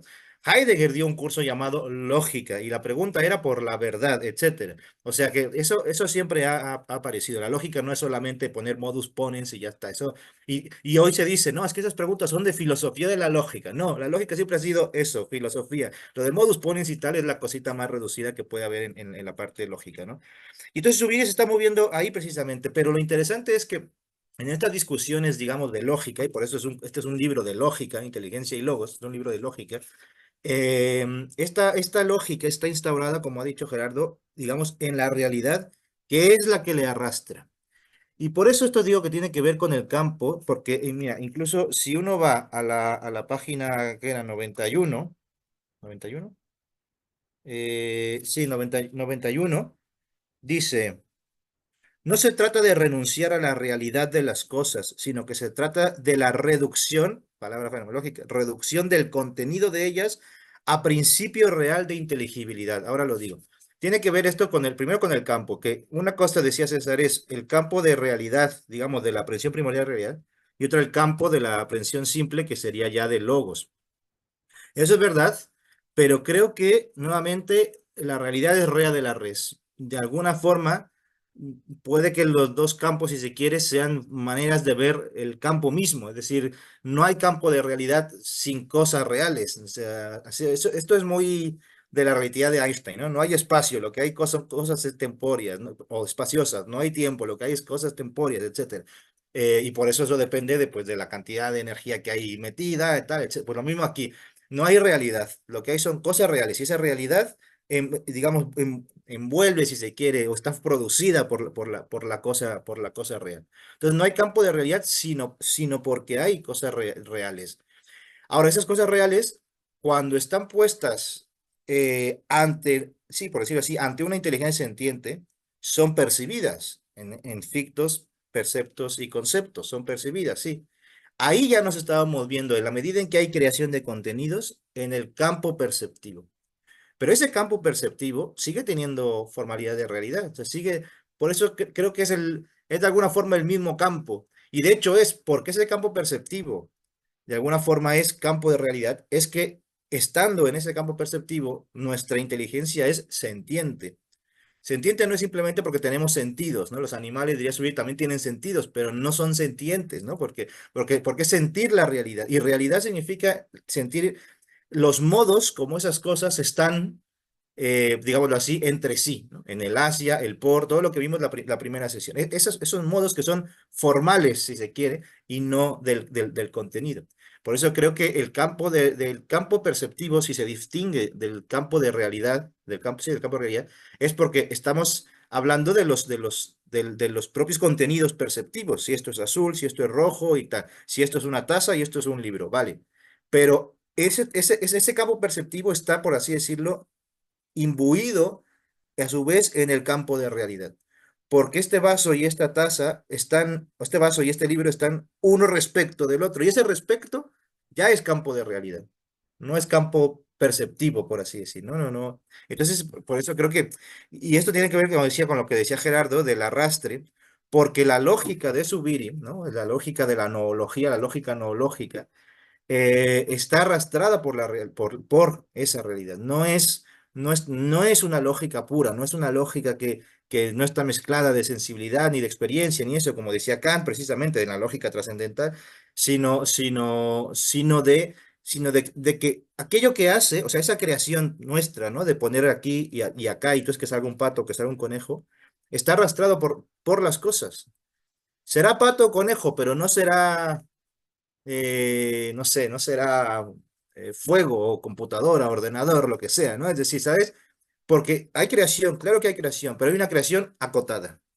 Y esto me gusta decirlo mucho, también por eso es interesante saber cosillas de ciencia por ahí, porque nuestra creación es infinita, es decir, podemos crear infinitamente los perceptos y tal, ¿no? Ante una misma, digamos, materia ilética que dijera Husserl, ¿vale? Sí, podemos crear infinitamente, pero infinitamente de forma acotada, es un infinito acotado. Todos los matemáticos lo tienen claro, no es lo mismo infinito que ilimitado, ¿no? Infinito acotado puede ser infinito perfectamente delimitado. Pues aquí es igual. Yo puedo crear infinitamente dentro del campo este del pato conejo, pero acotadamente. No cualquier cosa es válida dentro de esas infinitas posibilidades que tengo para crear. ¿Y por qué no cualquier cosa es válida? Porque estoy creando logalmente en el campo de realidad.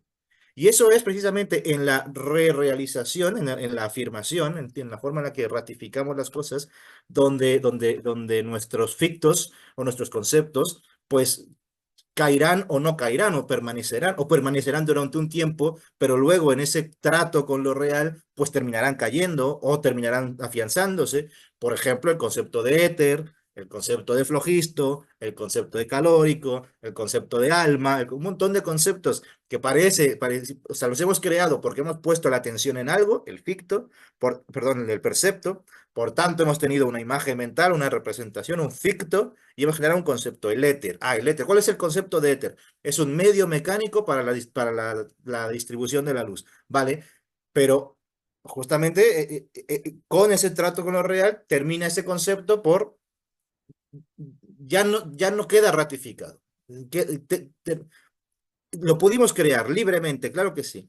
Y supuso, nos hizo creer que ahí estaba ahí de alguna forma en la medida en que teníamos cierto contacto con la realidad, cierto trato con la realidad.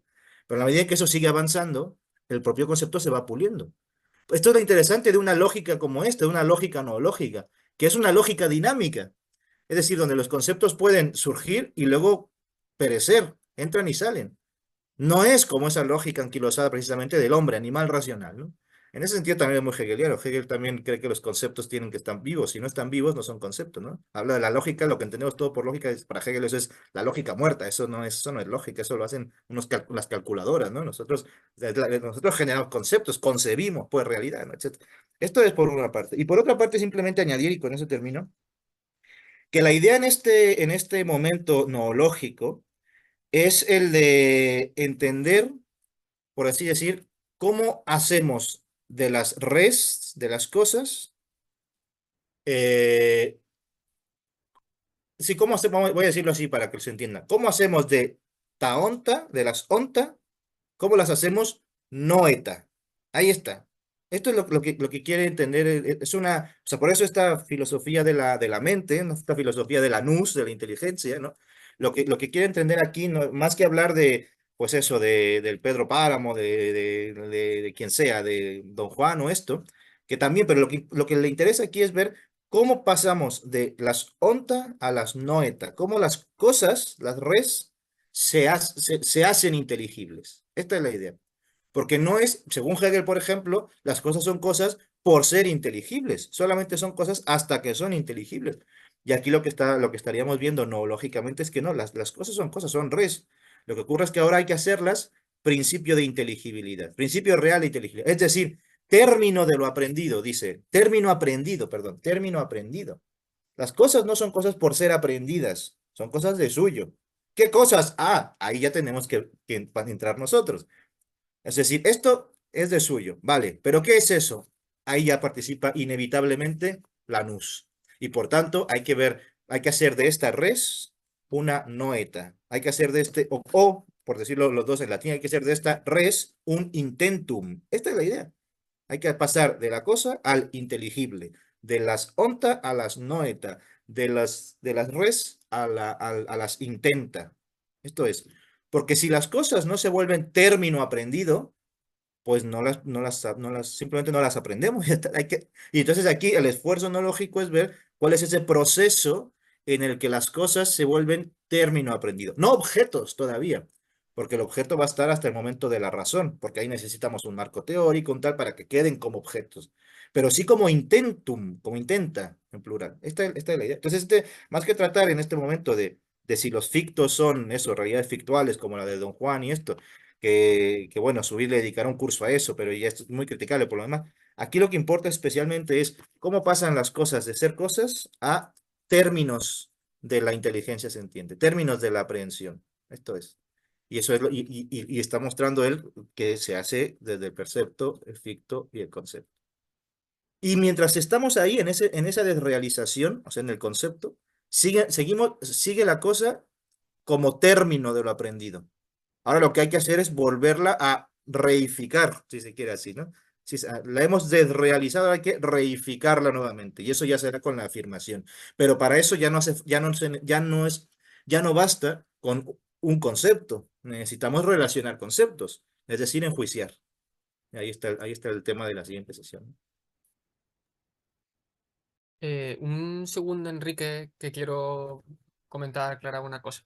Estoy completamente de acuerdo en que lo que hay son campos físicos de respectividad y que en cualquier caso lo que estamos haciendo es desgranarlos, analizarlos y en ese desgrane análisis se pueden distinguir analíticamente cosas. Pero en lo que lo que yo estaba distinguiendo en este caso no era el campo físico de respectividad, como por ejemplo el que se acusa entre el vaso y la mesa por su molecularidad, por su masa, etcétera, o entre las células, etcétera, y por otro lado el campo perceptivo o el campo local, sino como si dentro de este campo perceptivo, campo local, dentro del mismo, a su vez, surgiese otra distinción que es, por así decirlo, me invento las palabras ahora mismo, el campo simultáneo y el campo memorístico, por así decirlo. Las palabras son lo de menos, pero para que me entendáis. El campo simultáneo podríamos encontrarlo en paralelismo o en reflejo con las investigaciones, por ejemplo, de los conductistas. Es decir, del hecho de que la correa sea señal para el perro para salir, si estamos dentro de casa, si está la puerta verde, etcétera, en un sentido sincrónico, simultáneo. O incluso si me apura en lo de la formalización, eso de que el cangrejo solamente ve la presa si está encima de la piedra, etcétera. Y la otra versión del campo, siendo las dos campo local, campo perceptivo, la otra versión es donde ya aparece todo el elenco de simples aprehensiones como posibles serías que pueden ser realizados en esta cosa, que es lo que incluso yo veo analogable a lo que comentaba Giovanni de intención y extensión, ¿no? Como si la intención de una simple aprehensión fuese la extensión posible, pero eso ya es otra forma de hacer filosofía, ¿no? Pero por compararlo con algo. Y también donde surgen más claramente los problemas de la memoria en la investigación psicológica. Entonces solamente estaba diciendo, es que por ejemplo la primera parte, el primer capítulo, los dos primeros capítulos de Inteligencia y Logos, donde las cosas son cosas físicas, pero dentro del campo perceptivo y por lo tanto es este campo entre comillas simultáneo, es que casi se podría comparar con el ser a la mano en Heidegger, en el que el martillo es martillo porque martillea, pero eso desaparece. Y lo único que quería era reivindicar que no desaparezca. Que cuando volvamos a la afirmación, otra vez voy a ser el pesado que diga, vale, pero afirmamos esto que está encima de la mesa con otra cosa, con el color verde, con no sé cuánto. Y cuando vayamos a la verdad, pues más todavía, pero que creo que no nos debe desaparecer, que tenemos que estar todo el rato recordando. ¿Por qué? Porque ahí es donde se comprueba el sentido humano, pero el sentido real, pero sentido. ¿Dónde se comprueba el sentido del libro? En que lo lees, en que se apoya, en que no sé cuánto. ¿Dónde se comprueba el sentido de la baqueta? En que tocas la batería. ¿Dónde se comprueba el sentido de la baqueta como arma? En que golpeas a alguien con la... con la baqueta, ¿no? Lo otro es como esa especie de proceso interno, no lógico, para llegar a que la baqueta es baqueta y no arma, o que es arma y no baqueta, pero donde se cumple su sentido humano es en esa simultaneidad fluente, procesual tal cual, que ya es no práctica y tal. Bueno, es lo mejor que me he sabido explicar. Enrique, por favor. Sí, volviendo a una cosa que comentaba Carlos, esto del término, ¿no? Y de hacer que encaja muy bien esta intelección sentiente, ¿no? Encaja muy bien en cuando hablamos de memoria explícita, ¿no? De cómo aprendemos, pues no lo sé, lo que es un caballo, cómo aprendemos lo que es una cosa que no hemos visto nueva, ¿no? Y la recuperamos y todo eso, que son además ejemplos muy, bueno, muy clarificantes, muy habituales, muy clásicos, ¿sí? Y van un poco también en esa línea de que Zubiri toma ese tipo de ejemplos, pero no toma otros, ¿no? Entonces, cuando estamos hablando de la memoria implícita, que es otra manera de aprender, que hay una intelección, ¿qué aporta ahí? Sería mi pregunta, ¿no? Lo sentiente, cuando precisamente es un tipo de memoria que precisamente que tenemos en común con otros animales y tenemos en común con, bueno, con otros seres que no tienen por qué tener tanto, no parece aparentemente cualquier psicólogo, no sé, creo que diría que la emoción ahí no tiene ese papel, ¿no? Tiene otro papel. Ahí no hay emoción, ¿no? Entonces, en esa parte de aprendizaje, estaba un poco más en la línea del aprendizaje, más que de la intelección, cómo aprendemos, ¿no? Aprendemos y hay memoria explícita y memoria implícita. La memoria implícita no es lo que nos sirve, por ejemplo, para aprender a, no sé, a tocar el piano, a andar en bici. Y cuando tocamos el piano, sí, lo sabemos, hay un trabajo mental ahí, ¿no? Pero no tiene absolutamente nada que ver con la idea de pensar en cada una de las notas que estamos tocando, ¿no? Sino en dejarse fluir. Entonces la intelección es distinta, pero el tocar las notas forma parte de la intelección también. Y el mover los dedos forma parte también. Y sin embargo es una memoria implícita, no explícita. Zubiri puede explicar esto o hay más movimientos, aparte del movimiento que hemos comentado, ¿no? Creo que es retracción, reversión, o sea, aprensión sensible, afirmación, ¿sí? Aprensión sensible, intentum, que nos explica muy bien cómo captamos, cómo cogemos conceptos, pero todo lo que es memoria implícita, donde aparentemente no hay un captar, sino hay un acostumbrarse, hay un tomar una serie de reglas y seguirlas hasta que esté completamente interiorizado, ¿no? Y que se explica, pues eso, cómo se aprende a andar en bici, cómo se aprende a tocar el piano, ¿no? El proceso de tocar el piano, ¿eh? Hay un proceso. Y además un proceso que los psicólogos lo hablan en términos de conciencia. Dice, es un proceso en el que la conciencia me sirve, la conciencia de pronto me deja de servir. O sea, yo aprendo a tocar el piano, aprendo el movimiento y con el movimiento es muy importante que yo sea consciente de cada uno de mis dedos, pero cuando lo he hecho muchas veces, la conciencia me estorba, entonces dejo de tener conciencia, dejo de ser consciente de ese movimiento. Cuando he cogido con mucha repetición también una mala postura, vuelvo a tener que ser consciente para modificar esa postura y corregirla, ¿sí?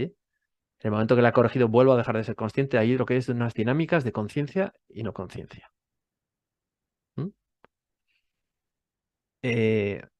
Hay más complejidad quizás de la que aparece en el movimiento de la intelección sentiente. Más complejidad. Creo que da la realidad un poquito más que eso. Y a ver qué opinabais de esta idea.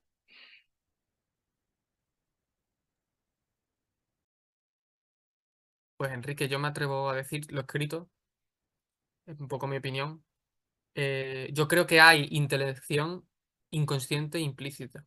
Otra cosa es que no tengamos más remedio que para desvelar qué era intelección, explicitarla, comentarla, etc. Algo mismo le pasaba un poco Bueno, creo yo que le pasa a Heidegger. O sea, parece que todo lo que se tira reivindicando es el ser a la mano, pero todo lo que él hace es el ser a la vista, ¿no? Un poco mutatis mutandis, ¿no? Y creo que esto voy a intentar, o me gustaría que se viese más claro cuando lo discutamos, a partir de la exposición que se haga del juicio posicional. En el que Zubiri no tiene más remedio que seguir hablando en frases, fuego. Pero yo creo que la clave del juicio posicional sería, de hecho, que no se diga el juicio, sino que se haga el juicio. Y tocar el piano serían juicios posicionales.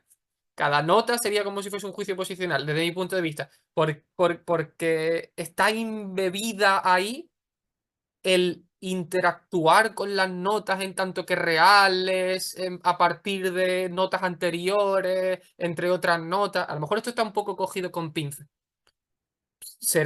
Creo que seremos más capaces de discutirlo en sesiones futuras. Pero creo que hay poder ahí, por así decirlo, para hacer y además es un tema buenísimo el que has sacado, porque en el fondo es la inmensa mayoría de nuestro tiempo diario. Esas acciones cotidianas en las que no está la conciencia o la actividad consciente invirtiendo esa cantidad enorme de energía que invierte en manejar datos nuevos, etcétera, sino que es ese proceso automático. Pues yo creo que la analogía es lo suficientemente potente como para describir que esos procesos automáticos son también intelección. ¿Por qué? Porque son cosas que hacemos con las cosas en tanto que reales. Así dicho súper rápido. Que después hay que justificarlo. Pero eso. Carlos. Sí, si algo le falta, digamos, a esta analogía, o por lo menos a este libro, porque luego hay quien ha dicho, no, pero también hay que verlo a partir de la voluntad, del sentimiento y tal, ¿no? Y eso es verdad. Pero bueno, es que, joder, escribir todo sería difícil, ¿no? Pero si algo le falta al libro es ese ambiente, sí, ese talante más práctico, ¿no? Más praxiológico, más de que se vea precisamente que esa inteligencia sintiente se está moviendo, es motriz, utiliza las cosas y es en su utilización como puede aprender, etcétera, ¿no? Ahora, a como nonología le falta. Eh, en el caso del autor, Javier Zubiri, le interesaba en este libro, probablemente no, y por eso no lo escribe, ¿no? Pero como monología, claro, le falta. Y ahí el tema es que, ¿cómo pones todo el tema del movimiento, ¿no? O sea, mira, por ejemplo, Enrique decía que el papel de si la conciencia o no, la conciencia o tal, y el papel de la memoria en ese caso también, ¿no? Aquí él pone este ejemplo del bulto, que es interesante porque, bueno, no lo leo, pero lo resumo. Dice, si yo veo un bulto y como un bulto que es, no sé lo que es, o sea, yo veo algo que veo simplemente bulto, no puedo inteligir qué es eso porque no lo entiendo, no lo... Entonces, ¿qué es lo que hago? Pues abro el campo de realidad, abro el campo de percepción y entonces veo lo que está alrededor. Dice, por ejemplo, árboles. Y entonces ahora esos árboles me van a ayudar a inteligir el bulto. ¿Y qué es lo que ocurre aquí? Que lejos de, o sea, luego habrá que ver qué es eso del bulto, y el bulto, insisto, tendrá percepto, ficto y concepto, lo que sea. Pero lo que en este caso los árboles hacen es ellos dejar de ser cosas árboles y convertirse en principios de inteligibilidad del bulto. Ahí está, es decir, el campo es el que va a ayudar, el que va a dejar de ser cosa, no solamente para yo inteligir esta cosa no es solamente la que va a dejar de ser cosa, entre comillas, para ser concepto vaso, ¿no? Sino que además, para que yo pueda entender esto que es un bulto, tengo que apelar al resto de cosas que están en el campo, y esas también van a dejar de ser cosas, pero se van a convertir en principio de inteligibilidad. Esto es lo interesante. Ya no solamente van a ser cosas árboles, sino van a ser principios de inteligibilidad de este bulto que tengo enfrente. Entonces, sí, ya con eso me empezaré a generar fictos, a generar conceptos, a generar tal, ¿no? Y ahí, pues, de ahí de alguna forma se puede ver ese carácter, esa necesidad praxeológica del proceso intelectivo, ¿no? Porque nuevamente se trata de hacer de hecho, por aquí lo dice que lo puse. Claro, el principio de inteligibilidad pertenece al campo de realidad. Es en él donde transcurre el movimiento de retracción y donde se constituye el principio de inteligibilidad, donde me retraigo y se constituye. Decir que el principio de inteligibilidad pertenece al campo de realidad es, nuevamente a propósito de la filosofía, es decir, es parafrasear lo del verum trascendental. que las cosas sean inteligibles. Eso es lo que decían los medievales. Entonces, claro, las cosas no solamente son cosas, sino que, y luego yo las constituyo, ¿no? A ver lo que otra vez decía Gerardo. Ellas son inteligibles. La inteligibilidad es algo de las cosas, es un trascendental, ¿no? Las cosas son inteligibles. Esto es lo interesante. Entonces, nosotros como personas, estando en las cosas, las podemos entender no solo por nuestras facultades humanas, sino porque ellas se dejan entender. Ellas se dejan inteligir. Y esto es un poco. Y quería decir algo sobre lo que decías claro, de lo del juicio posicional y esto, si acaso de alguna forma ya tocar el piano es una forma, o simplemente hacer el gesto es una forma de juicio, ya lo veremos la siguiente sesión, pero yo creo que no. ¿Por qué? Porque no todo, y de hecho, como acabas tú de decir cuando acabaste, César, tu participación ahora, lo más radical, pero no solo lo más radical, sino buena parte de nuestra existencia como humanos no es proposicional, ni posicional tampoco. Es precisamente práctica, praxeológica. Y esto es lo interesante porque buena parte de la filosofía, y en esto se queda, hasta ahí llega la filosofía analítica, es incapaz luego de reconocer, salvo en otros modos, pues no sé, Austin o qué sé yo, pero tampoco demasiado, eh, se ha quedado con que de alguna forma tenemos todo conocimiento, todo tiene que ser proposicional, sí o sí. Tiene que poderse dar en una proposición, sí o sí. De alguna forma, incluso el juicio posicional, si se quiere, es proposicional en este sentido, es decir, fuego, bueno, no hay propiamente o sea, sí hay una proposición, pero compactada en la posición, sí. Pero hay más que proposiciones. O sea, la proposición no es solamente como la veremos la semana siguiente, la próxima vez, ¿no? Juicio posicional o proposicional o predicativo, etcétera, ¿no? Por muchos tipos de proposiciones que puedan haber, la proposicional como tal, la predicativa, la posicional, etcétera, no solamente vivimos en más que meras proposiciones. Y lo interesante de una noología es mostrar que con todo y que se requiere una lógica, claro, no hay que renunciar a logos, con todo y lo que se requiere una lógica, eso no es más que un momento, y además pequeñito, ¿no? Estamos siempre moviéndonos eso en lo praxeológico, en lo volitivo, en lo sentimental, etcétera. Y solo algunas veces en lo proposicional. Ahora bien, eso no es exactamente el ser consciente de, ¿no? De hecho, bueno, tú como médico sabes que una persona puede ser perfectamente consciente y luego, por ejemplo, no recordar que fue consciente, ¿no? O sea, los borrachos estamos conscientes y luego no nos acordamos, pero hay conciencia, aunque no nos acordemos que hemos tenido conciencia. Es decir, y estas pruebas, ¿cómo se llama? La prueba de, no sé cómo se llama eso, bueno, en fin, ¿no? De que sea conciencia. Es decir, incluso la propia conciencia no es proposicional. De hecho, esto ya lo decía Husserl, esto lo decía Husserl. Con las investigaciones lógicas, lo que se empieza a dar cuenta es que él sí que quiere tratar la conciencia, a diferencia de Zubiri o de la analogía, pero la fenomenología sí que quiere tratar la conciencia y se da cuenta que antes, digamos, sí, como materia hilética de los contenidos de conciencia, hay algo que no es proposicional, hay algo que está fuera, como ellos decían, antepredicativo, decían ellos, es antepredicativo, todo el rato decían, y eso es lo dado, esa es la experiencia original, y ya de ahí que después la fenomenología se fuera a la parte más teológica, o los teólogos abrazaran la fenomenología, ¿no? Pero esto es verdad, es decir, y Merleau-Ponty y todos esos también lo dicen, nos movemos en un ámbito práctico, por eso el cuerpo, la importancia del cuerpo, no la proposición, la proposicional es limitadísimo, ¿no? Es importante porque al final estamos hablando todo el rato con ellos, sí, pero hablar con ellos no significa hablar de ello, ¿no? Dreyfus y Taylor, precisamente como pragmatistas, hubiera sido bueno hablar del texto de María Lida, ¿no? Pero Dreyfus y Taylor como pragmatistas, justamente, hablan de que en la praxis, en el desarrollo, ellos ponen el ejemplo del fútbol y esta clase de cosas, hay un desarrollo pleno del ser humano sin que haya sentido proposicional. O sea, hay sentido, dicen ellos, pero no proposicional. Entonces, el jugador está ahí al loro y sabe a dónde moverse y cómo chutar y a quién pasársela y tal, sin que eso sea proposicional. Entonces, claro que hay un desarrollo perfecto y desarrollo, un pleno del humano en ese ejemplo del fútbol, sin que haya proposicional, sin que sea esto proposicional, ¿no? Se puede decir a este respecto, el jugador de alguna manera es consciente y la conciencia no es proposicional, no esencialmente proposicional. Y además eso, y es que además de ser consciente hay intelección, o sea, el tío está, y no solamente sentido, como cree Dreyfus y Taylor, basándose en Merleau-Ponty, por lo demás, porque ellos son muy deudores de Merleau-Ponty. Entonces, esta es la idea. Yo no me atrevería a decir que el juicio está más allá del juicio, ¿no? El logos es del logos, pero, y es un logos físico, como hay que decirlo, ¿no? Pero no es em, eso, no es fundamental, o sea, es crucial, tiene su importancia, pero en un ámbito limitado. Y como acaba yo de decir hace un momento, la inteligencia capta, pero no mueve, ¿no? Ya, el logos no mueve. De ahí, por ejemplo, que una demostración lógica de la existencia de Dios no genere ni un solo creyente, no ha generado, no ha convencido ni a uno. Claro que no lo ha convertido.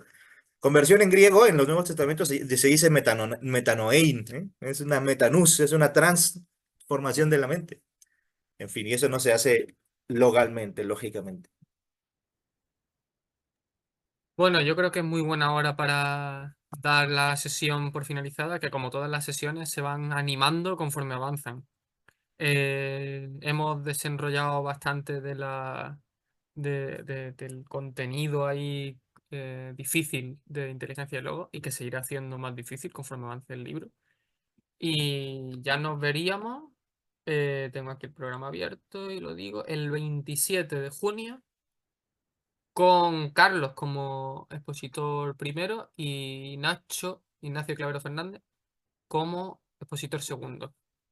Pues muchas gracias a todos por vuestra participación y hasta la próxima. Un abrazo.